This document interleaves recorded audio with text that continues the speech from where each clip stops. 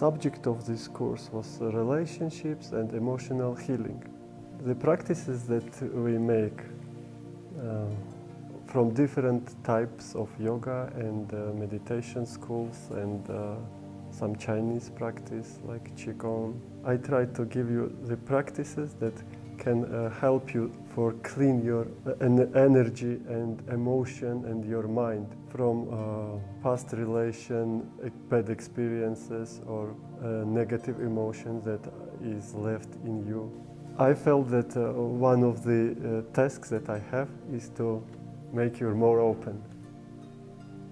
And I do this through communication with body.